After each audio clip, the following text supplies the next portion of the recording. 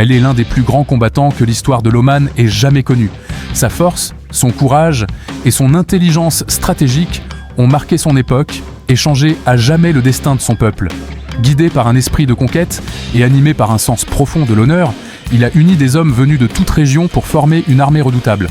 On raconte qu'il a conduit près de 80 guerriers d'élite et qu'ensemble, ils ont bâti un nouveau paysage militaire qui a bouleversé l'histoire de l'Oman. Dans les années 1970, alors que les puissances régionales dominaient, il s'imposa comme un chef visionnaire.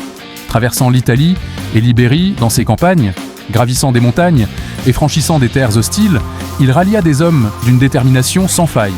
Pour lui, chaque bataille n'était pas seulement une guerre, mais une épreuve de discipline et de foi.